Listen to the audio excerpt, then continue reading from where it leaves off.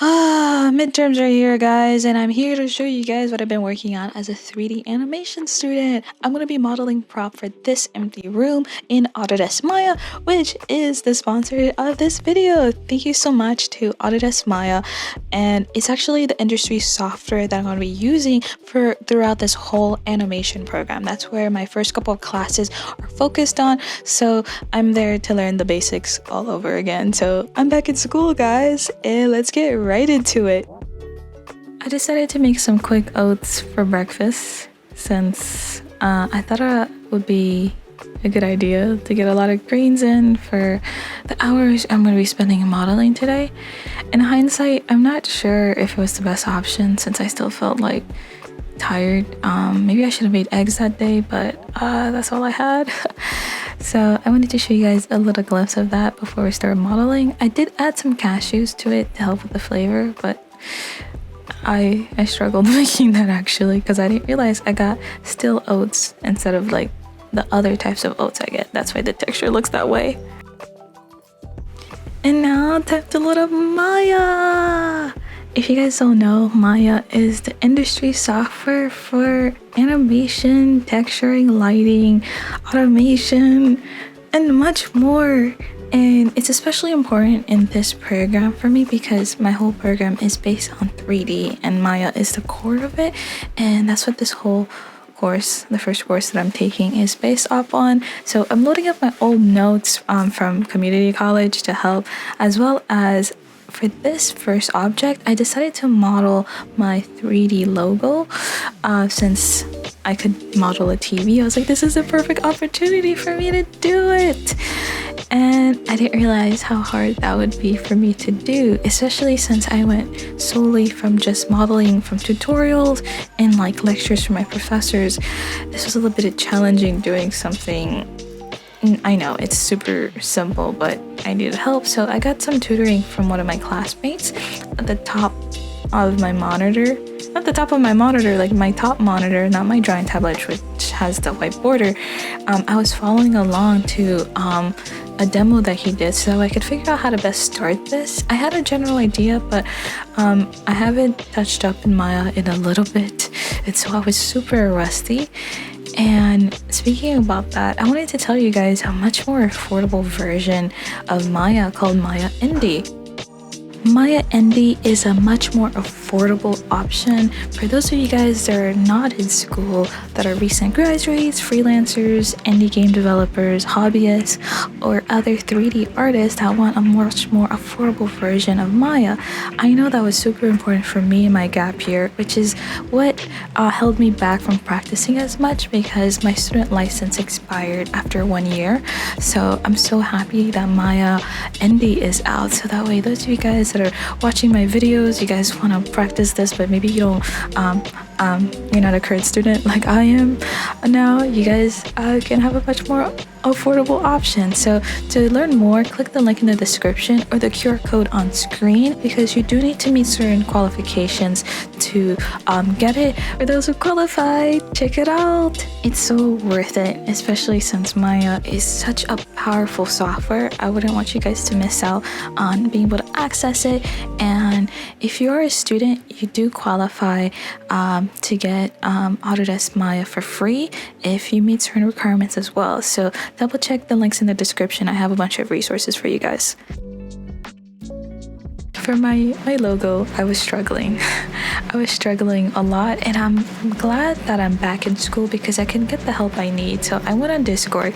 I was asking my professor. I was asking my other classmate for help and how to like do this. So I was following along while they're showcasing it. I screen recorded some of our sessions so that way I could understand. So as you guys can see in the bottom screen on my drawing tablet, that's me following along, and then on the top screen, that's me on Discord with one of my classmates, Kel Block. I'll link his info down below, and I can't wait to show you more of his work in my next vlog when I'm in the classroom to show you guys what he's been doing. But yeah, I'm super thankful, and I think that's like one of the advantages of being in school that I forgot about is that hands-on, even if it's not always in person because we did have some weather problems which caused school to be remote for several days. So yeah, that's the progress I'm making right now. I kind of feel super embarrassed about this part, about asking for help. Like, okay, this is a super low poly model, I should be able to do it, but I couldn't. I kind of like, my brain just like went blank when I came back to Maya. I was looking at my notes. I forgot how to navigate my way around it, so that's why I thought this would be a very first good video to show you guys what I'm actually working on in class.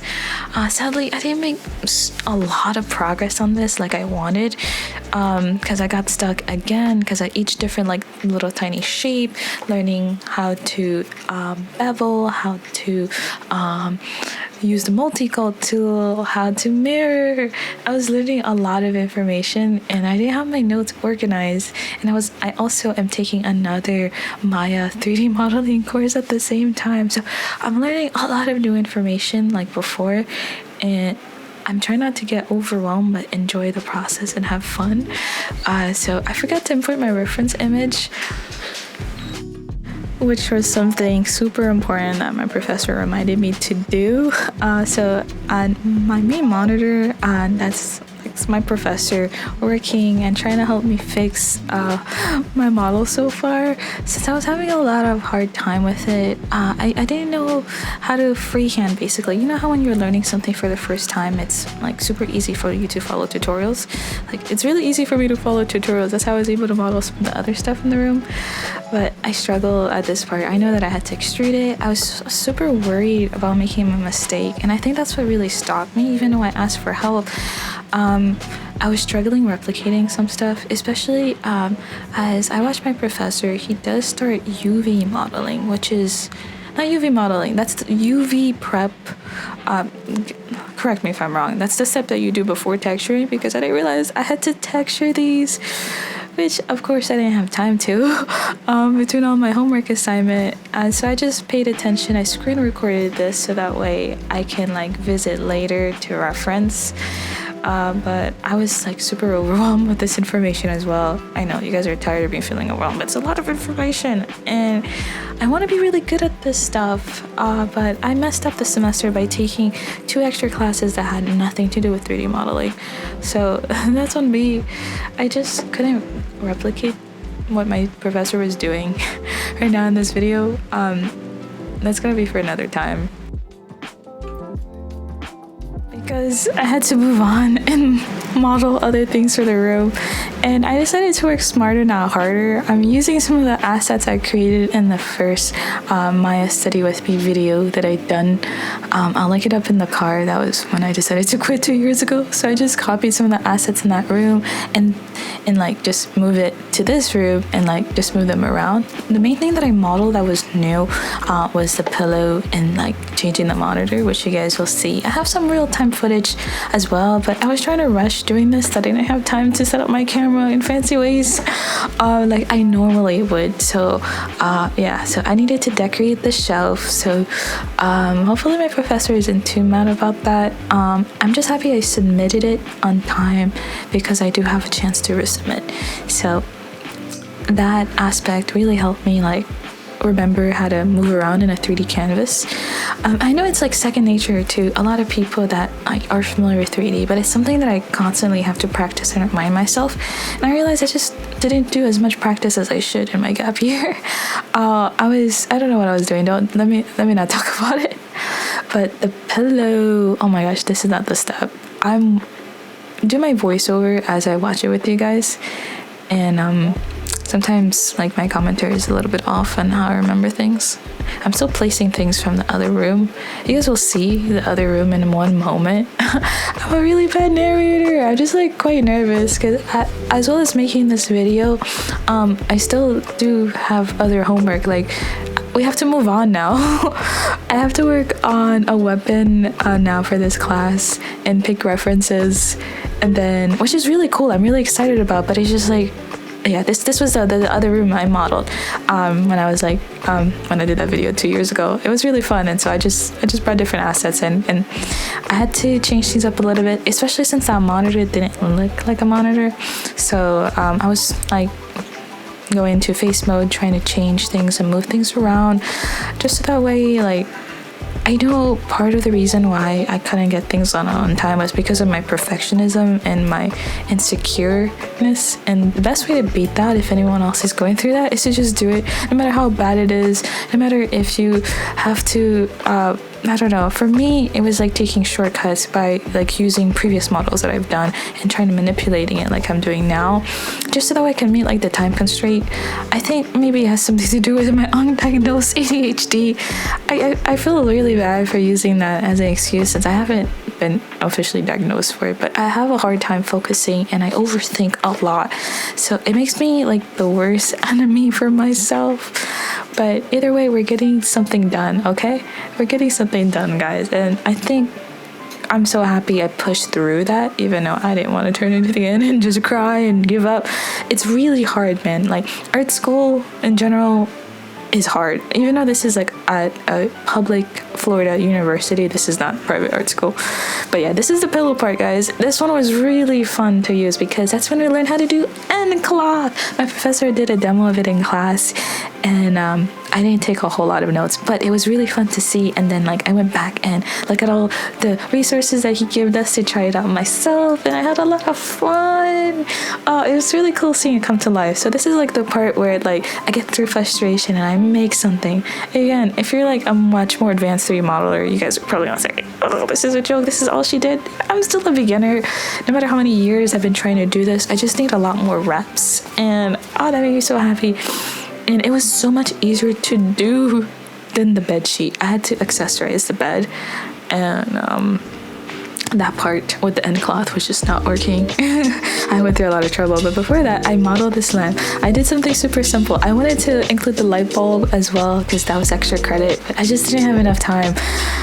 So yeah, and also throughout this whole process, I've been like on Discord with my friend because she's also an animation student. She lives in Canada, so I've been helping her and we've been sharing notes, and that really helped, honestly. And that's me importing my CRT logo, even though it wasn't finished, it wasn't rendered. I didn't add the antennas. I'm just like, you know what? Let me just add it in there. It's cute. I worked hard on it. But for some reason, when I submitted the final version, it was just not there. So, Professor, I did do it. I'm just gonna resubmit it and make sure I have it like rendered. It's gonna look really nice, but I'm running close on time. I'm still super proud of things, even though it's not up to my standard. I'm glad that I pushed through and submitted something and tried. So, perfection is the enemy of done. And I have a lot of that.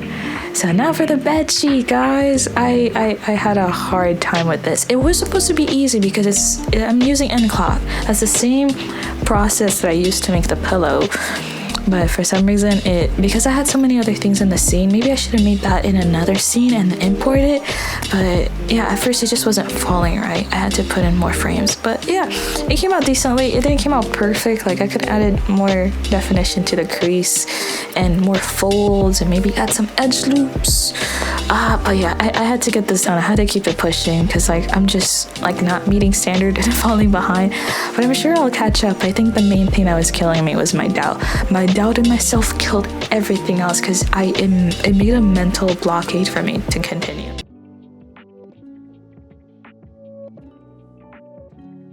Guys, I think I'm gonna wrap it up here because I do have to submit this and I have other character modeling assignments to do that I can't wait to show you guys more of in another video.